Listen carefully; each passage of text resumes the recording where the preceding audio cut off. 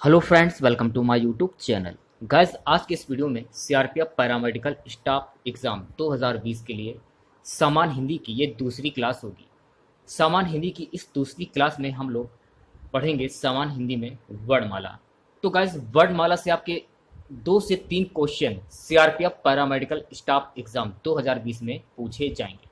तो पूरा टॉपिक मैं आपको एक ही वीडियो में पढ़ाने वाला हूँ, तो इस वीडियो को पूरा जरूर देखिए। यदि वीडियो अच्छा लगे तो वीडियो को लाइक करें, शेयर करें। चैनल पर पहली बार विजिट कर रहे हैं तो चैनल को सब्सक्राइब कर लें। पास ही में आपके बेल आइकॉन होगा, उसको भी दबा लें। इससे आने वाली सारी नए वीडियो नोटिफिकेशन आप सभी लोगों तक आसानी से पहुंच जाएगी। देखिए दोस्तों, ये हमारा व्हाट्सअप नंबर है 6392409447।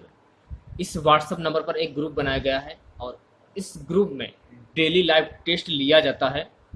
बिहार की ऑल कॉम्पिटेटिव एग्जाम्स के लिए, डिफेंस की सभी परीक्षाओं के लिए रात के 10 बजे लाइव टेस्ट लिया जाता है। और जो लाइव टेस्ट की जो फीस है वो है 100 रुपये। तो ये आप 100 रुपये हमें इस पेटीएम नंबर पर ट्रांसफ़र कर सकते हैं और लाइव टेस्ट का हिस्सा बन सकते हैं। देखिए, पेटीएम नंबर है 6392409447।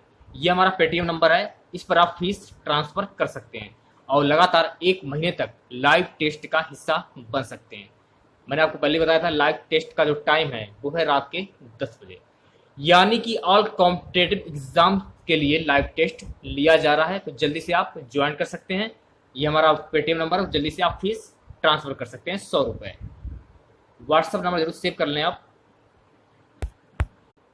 गाइस, डिफेंस का कोई भी एग्जाम हो, आप पेपर उठाकर देख लीजिए, हिंदी से क्वेश्चन पूछे जाते हैं। तो चलिए स्टार्ट करते हैं। तो देखिए, वर्णमाला बोलते किसको हैं? वर्णमाला बोलते हैं अल्फ़ाबेट को। वर्ण वर्ण होता क्या है? ध्वनि का सबसे पहला प्राथमिक लिखित स्वरूप वर्ण कहलाता है। ध्वनि का सबसे पहला प्राथमिक लिखित स्वरूप जो होता है वो वर्ण कहलाता है। शब्द क्या होता है? वर्णों का सार्थक समूह शब्द कहलाता है। वर्णों का जो सार्थक समूह होता है वो शब्द कहलाता है। जैसे कि कमल। तो देखिए, कमल में आपका का भी एक वर्ण है, माँ भी एक वर्ण है और ला भी एक वर्ण है। तो कुछ शब्द बन रहे हैं। देखिए, जैसे लमक। लमक आपका कोई शब्द नहीं होगा। नलक, ये भी कोई शब्द नहीं होगा। मलक, ये भी कोई शब्द नहीं होगा। कमल, ये आपका शब्द हो जाएगा। ठीक है, अब हम बात करते हैं वाक्य की। सार्थक शब्दों के क्रमबद्ध समूह को वाक्य कहते हैं। जैसे कि कमल एक पुष्प है, ये तो सबको ही पता होगा कि कमल एक पुष्प है। इन शब्दों को हमने मिला दिया तो ये बन गया वाक्य। ठीक है, अब बात करते हैं भाषा की। तो देखिए, भाषा में ध्वनि की प्रतीकों की ऐसी व्यवस्था जिसके द्वारा व्यक्ति अपने भावों, विचारों को लिखकर या बोलकर प्रदर्शित कर सके या बातचीत कर सके, उससे हम भाषा कहते हैं या उसे हम भाषा बोलेंगे। ये तो हो गई आपकी भाषा। अब बात करते हैं लिपि की। लिपि क्या होता है? किसी भी भाषा को लिखने और सांस्कृतिक रूप लिपि कहलाती है। किसी भी भाषा को लिखने व सांस्कृतिक रूप लिपि कहलाती है। ये आपको ध्यान में रखना है। अब बात करते हैं स्वर की। तो स्वर कितने प्रकार के होते हैं? एक क्वेश्चन में पूछा जा सकता है, उच्चारण की दृष्टि से स्वर कितने प्रकार के होते हैं? तो आपको ध्यान रखना है कि उच्चारण की दृष्टि से स्वर 11 प्रकार के होते हैं। कौन कौन से? छोटा, बड़ा, छोटी, बड़ी, छोटा ऊ, बड़ा ऊ, री, ए, ऐ, ओ, औ। तो उच्चारण की दृष्टि से स्वर 11 प्रकार के होते हैं। परंपरा की दृष्टि से बात करते हैं तो परंपरा की दृष्टि से स्वर जो होते हैं 13 प्रकार के होते हैं। 2 ऐसे जुड़ जाएंगे, अंग, आहा। जब आप अंग और आहा को जोड़ देते हैं तो परंपरा की दृष्टि से 13 स्वर बन जाते हैं। ये भी आपको ध्यान में रखना है कि परंपरा की दृष्टि से 13 स्वर होते हैं और उच्चारण की दृष्टि से 11 होते हैं। गाइस, जो भी मैं आपको पढ़ा रहा हूँ ये आपको बुक में नहीं मिलेगा। यदि आप इसकी पीडीएफ चाहते हैं तो आप हमें व्हाट्सएप पर मैसेज करिए, आपको पीडीएफ व्हाट्सएप पर मैं सेंड कर दूंगा। अगला जाता है अल्प स्वर, लघु स्वर, हस और छोटा। तो गाइस देखिए, अल्प स्वर हो गया आ, लघु स्वर ई, हस स्वर उ और छोटा री। ठीक है, अब बात करते हैं दीर्घ स्वर कितने प्रकार के होते हैं। तो दीर्घ स्वर कुल 7 प्रकार के होते हैं। कौन कौन से? बड़ा, बड़ी, बड़ा ऊ, ए, ऐ, ओ, औ। ये तो हो गया आपके दीर्घ स्वर। देखिए गाइस, जो ये टेबल है, इस टेबल को आप याद कर लीजिए, बहुत ही इंपॉर्टेंट टेबल है। इससे देखिए 1 से 2 क्वेश्चन जरूर पूछे जाते हैं। साधारण व्यंजन की बात करते हैं गाइस, तो साधारण व्यंजन में क्या क्या आ जाता है? का वर्ग, चा वर्ग, टा वर्ग, ता वर्ग और पा वर्ग। तो देखिए का वर्ग में का, खा, गा, घा, डा। चा वर्ग में चा, छा, जा, झा, या। टा वर्ग में क्या आता है? टा, ठा, डा, डा से ढक्कन, ड़ा खाली। ता वर्ग में क्या आता है? ता, था, दा, धा, ना। और पा वर्ग में पा, फा, बा, भा, मा। ठीक है, ये आपको ध्यान में रखना है। ये देखिए पंचमाक्षर हो जाते हैं, जैसे कि डा, या, ड़ा खाली, ना से नल, मा से मछली। इनको बोलते हैं पंचमाक्षर। कहने का मतलब है ये जो शब्द आपके हैं ये अशुद्ध अशुभ शब्द होते हैं, अशुभ शब्द। इन शब्दों से कविता की जो शुरुआत होती है वो नहीं की जाती है, ये आपको ध्यान में रखना है। और इन अक्षरों को बोलते हैं अनुनासिक, जैसे कि ड़ा, या, ड़ा, ना और मा। ये हो गया आपके अनुनासिक, यानी कि नाक से बोलने वाले शब्द। णा, या, णा खाली, ना, मा। यानी कि नाक के द्वारा बोले जाने वाला शब्द अनुनासिक शब्द कहलाता है। परीक्षा की दृष्टि से इन पांचों में कुछ भी पूछा जा सकता है। डा, या, ड़ा खाली, ना और मा। एक होता है दग्धाक्षर। दग्धाक्षर में जो शब्द होते हैं 15 शुभाक्षर बोलते हैं, यानी कि किसी भी कविता की शुरुआत जिस शब्द से होती है वो बोलते हैं शुभाक्षर। ये आपके शुभाक्षर शब्द हो जाते हैं। मतलब कि का, खा, गा, घा, चा, छा, जा, झा, टा, ठा, डा, इन अक्षरों से कविता की शुरुआत की जाती है। ये आपको ध्यान में रखना है, ठीक है। देखिए ये जो वाला शब्द होता है ये, इसको क्या बोलते हैं? इसको बोलते हैं अम, और इसको बोलते हैं आहा। ये हो गया अम और ये हो गया आहा। तो देखिए अम और आहा जो होते हैं इनको बोलते हैं अयोग भाव। जो आपका अम होता है ये अनुस्वार में हो जाता है और ये 13 प्रकार के होते हैं। और जो ये होता है आहा, इसको बोलते हैं विसर्ग। ये आपको ध्यान में रखना है, इस शब्द को बोलते हैं विसर्ग। और अगर कोई शब्द इस प्रकार का आ जाए, इस प्रकार का, इसको बोलते हैं चंद्र बिंदु। यानी कि अनुनासिकता की श्रेणी में ये आ जाता है। ये आपको ध्यान रखना है, चंद्र बिंदु जो होता है ये अनुनासिकता की श्रेणी में आ जाता है। एक गाइस वर्ड होता है अहि छत्री और द्विगुण। तो अहि छत्र में देखिए डा और डा, एक डा इस प्रकार से होता है, ठीक है, और एक डा इस प्रकार से होता है। तो ये अहि छत्र। और द्विगुण देखिए अहि छत्र में डा, अड़ा, डा और ड़ा, ठीक है। आशा करते समझ में आ रहा होगा आपके, मैं फिर से बता दे रहा हूँ। अहि छत्र में देखिए जो डा होता है और ड़ा होता है। तो जो अहि छत्र जो आपके होते हैं डा, ढा से ढक्कन। तो देखिए अहि छत्र में 2 प्रकार के होते हैं, एक डा ऐसे बन जाता है, एक ड़ा से ढक्कन ऐसे बन जाता है। तो ये वाला आपका सही माना जाएगा, ठीक है। जैसे कोई शब्द लिखते हैं पढ़ाई, तो पढ़ाई कैसे लिखा जाएगा? ऐसे लिखेंगे या फिर ऐसे लिखेंगे? पढ़ाई, ऐसे लिखेंगे पढ़ाई। तो पढ़ाई वाला शब्द ये सही हो जाएगा। यानी कि कहने का मतलब ये वाला गलत हो जाएगा जो आपका द्विगुण होता है अहि छत्र में डा और डा। तो पढ़ाई इस प्रकार से लिखा जाएगा।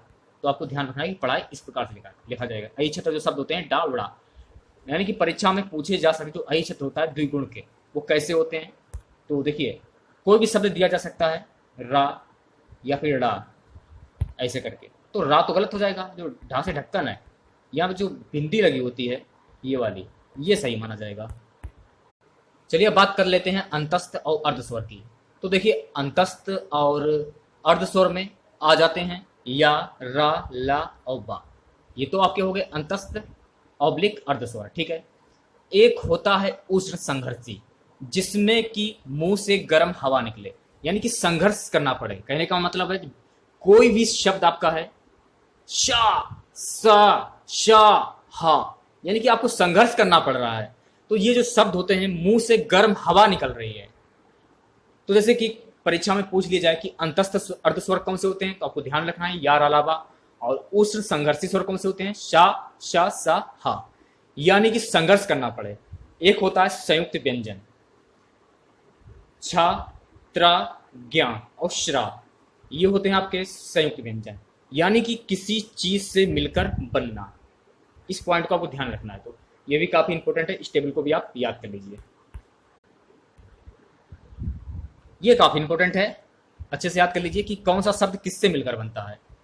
तो देखिए छा जो होता है, छा, तो छा ये मिलकर बनता है का प्लस साते षटकोण से मिलकर बनता है। और त्रा जो होता है ये किससे मिलकर बनता है, ता प्लस रा से मिलकर बनता है। ज्ञा से ज्ञानी ये किससे मिलकर बनता है, ज्ञा से ज्ञानी जा प्लस या से मिलकर बनता है। और गा प्लस या से मिलकर भी ये शब्द बनता है। अगला जो होता है आपका श्रा, ये किससे मिलकर बनता है, तो शाह जो होता है श्रा, शाह श्रा, इस प्रकार से बोलते हैं श्रा। तो श्रा जो होता है आपका शाह प्लस रा से मिलकर बनता है, शाह प्लस रा से मिलकर श्रा बनता है। ये आपको ध्यान में रखना है, इनमें से भी क्वेश्चन पूछे जा सकते हैं। अगला आ जाता है अरबी फारसी के शब्द। तो अरबी और फारसी के शब्द कौन कौन से होते हैं, तो देखिए अरबी फारसी के शब्द होते हैं का खा गा जा, का खा गा जा। कहने का मतलब है अरबी फारसी के शब्द जो होते हैं का खा गा जा, जैसे कि गजल, जा निकल रहा है इसमें, गजल गजल जा तो जा निकल रहा है। खान खान तो खा निकल रहा है इसमें, देखिए ये आपके अरबी फारसी के शब्द होते हो गए, ठीक है। अगला आ जाता है अंग्रेजी भाषा के शब्द कौन कौन से होते हैं। तो देखिए अंग्रेजी भाषा के शब्द होते हैं आ ट्रा और ड्रा, ये आपके अंग्रेजी भाषा के शब्द हो गए, ठीक है। अगला आ जाता है कुल व्यंजनों की संख्या कितनी होती है। ये भी क्वेश्चन पेपर में पूछा जा सकता है कि कुल व्यंजनों की संख्या कितनी होती है। तो गाइस कुल व्यंजनों की संख्या होती है 39, और मूल व्यंजनों की संख्या कितनी होती है, तो मूल व्यंजनों की संख्या होती है कुल 33। ये भी आपको ध्यान में रखना है। गाइस यदि आप लोगों को वीडियो हमारा अच्छा लगे तो प्लीज़ वीडियो को लाइक करें, शेयर करें, और चैनल पर पहली बार विजिट कर रहे हैं तो चैनल को सब्सक्राइब करना ना भूलें और वीडियो को लाइक जरूर करें। अगला जो हमारा जो मतलब टेबल आ जाता है वो काफ़ी महत्वपूर्ण टेबल है। यदि आपने इस टेबल को याद कर लिया तो ये मान लीजिए कि 2 से 3 नंबर आपके कहीं पर नहीं गए, कि मतलब कौन सा शब्द किससे बोला जाता है। जैसे कि कंठ से कौन सा शब्द बोला जाता है, तो कंठ से देखिए का खा गा घा डा, कंठ से हो गया। तालुब से क्या बोला जाता है, तो तालुब में आपका आ जाता है चावल, देखिए चा छा जा झा या। मूर्धा, मूर्धा से क्या बोला जाता है, टा ठा डा ड़ा ड़ा खाली। दंतस्थ से क्या बोला जाता है, दंतस्थ से बोला जाता है जो कि ता वर्ग आ जाता है, ता था दा धा ना, ये हो गया दंतस्थ। अब बात करते हैं ओष्ठ की, यानी कि ओठ से कौन से शब्द बोले जाते हैं। तो ओठ से देखिए या फा बा भा मा, ये शब्द जब आप बोलते हैं तो आप जो दोनों ओठ हैं आपस में टकराते हैं। तो आपको ध्यान रखना कि ओठ से बोलने वाले शब्द हैं पा फा बा भा और मा। एक ट्रिक और है जिसे कि आप आसानी से याद कर सकते हैं, के टी एम द और आ, के टी एम द आ। तो का से कंटक हो जाएगा, के से, टी से तालुब, मुर्दा से एम से मुर्दा, और दा से दंतस्थ, आ से होंठ, यानी कि केटीएम द आ, केटीएम द आ, केटीएम द आ। अच्छे से याद कर सकते हैं। एक आप इसे रिपीट कर रहा हूं, देखिए कंठस्थ का वर्ग, तालुब चा वर्ग, मुर्दा टा वर्ग, दंतस्थ ता वर्ग, होस्ट पा वर्ग। इसे आप याद कर सकते हैं। तो इस टेबल को आप अच्छे से याद कर लीजिए कि कौन से शब्द कहाँ से बोले जाते हैं, नाक से बोले जाते हैं, मुर्दा से बोले जाते हैं, दंतस्थ से बोले जाते हैं, ओठ से बोले जाते हैं, तालुब से बोले जाते हैं। तो आपको ध्यान रखना है, अच्छे से आपको इस टेबल को याद कर लेना है। गाइस अगला आ जाता है अल्प प्राण व्यंजन, अल्प प्राण। तो देखिए अल्प प्राण को याद करने की ट्रिक जो है वो आपको ध्यान रखनी है। सभी वर्ग के लिए 1, 3 और 5 वो अल्प प्राण में आ जाते हैं। का खा गा घा टा, तो का पहले नंबर पे आ रहा है, गा तीसरे नंबर पे आ रहा है, और जो आपका डा है ये 5वें नंबर पर आ रहा है। तो ये अल्प प्राण हो जाएंगे। का पहले नंबर पे, गा तीसरे नंबर पे, डा 5वें नंबर पे, चा पहले नंबर पे, जा तीसरे नंबर पे, और जो आपका ड़ा है ये 5वें नंबर पे आ जाएगा। ठीक है, ये हो गया आपके अल्प प्राण व्यंजन। अब बात करते हैं महाप्राण की। तो देखिए महाप्राण को याद करने की जो ट्रिक है वो है 2 और 4, यानी कि 2 और 4। तो देखिए खा दूसरे नंबर पर आएगा, घा चौथे नंबर पर आएगा, छा यानी कि छा छाता दूसरे नंबर पर आएगा, झा चौथे नंबर पर आएगा, ठा से ठठेरा दूसरे नंबर पर आएगा, धा से ढक्कन चौथे नंबर पर आएगा, था दूसरे नंबर पर आएगा, घा चौथे नंबर पर आएगा। ये तो हो गया आपके महाप्राण। अब हम बात करते हैं शघोष और घोष की। तो देखिए शघोष जो मतलब वर्ण होते हैं, शघोष वर्ण जिनको बोलने में शरीर में कंपन हो, तो शघोष को याद करने की ट्रिक है 3, 4 और 5। तो देखिए गा घा डा, जा झा या, डा ड़ा ड़ा खाली। ये तो आपकी हो गए शघोष। अब बात करते हैं अघोष की। अघोष वर्ण को याद करने की ट्रिक है पहला और दूसरा, यानी कि का, खा, चा, छा, टा, ढा, टा, था, पा और फा। ये तो हो गया आपके अघोष वर्ण। एक आ जाता है द्वित व्यंजन। कहने का मतलब है द्वित व्यंजन, जो मतलब आपका बीच में आधा हो, जैसे कि दिल्ली, आधा इसे शब्द आ गया। बच्चा, बच्चा, चा इसमें आया, इसमें ला आया, इसमें चा आया। ये हो गया आपके द्वित व्यंजन। अब बात करते हैं अल्प प्राण सघोष की। तो अल्प प्राण और सघोष या, रा, ला, वा, ये तो हो गए आपके अल्प प्राण सघोष। और जो शब्द होते हैं सा, सा, शा, ये हो जाएंगे आपके महाप्राण अघोष। काफी इंपोर्टेंट है, याद कर लीजिए। हा, ये किसमें आ जाता है? हा आ जाता है आपका सघोष और महाप्राण में। तो ये 2 पॉइंट आपको अच्छे से याद करने हैं, काफी इंपोर्टेंट है। चलिए अब कुछ क्वेश्चन देख लेते हैं वन लाइनर वाले। अरबी फारसी के शब्द कौन कौन से होते हैं, तो आपको ध्यान रखना है। अरबी फारसी के शब्द हैं का, खा, गा और जा। अंग्रेजी वाले शब्द कौन कौन से हैं? आ, ट्रा और ड्रा। कुल व्यंजनों की संख्या कितनी होती है? कुल व्यंजनों की संख्या होती है 39। मूल व्यंजनों की संख्या कितनी होती है? तो मूल व्यंजनों की संख्या होती है कुल 33। देखिएगा, जो मैंने आपको टॉपिक पढ़ाया है वर्णमाला, उसी से रिलेटेड हम लोग वन लाइनर क्वेश्चन देख रहे हैं। क्वेश्चन अगला है, ध्वनि का सबसे पहला लिखित स्वरूप क्या कहलाता है? तो आपको ध्यान रखना है, ध्वनि का सबसे पहला लिखित स्वरूप वर्ण कहलाता है। वर्णों का सार्थक समूह क्या कहलाता है? तो वर्णों का सार्थक समूह शब्द कहलाता है।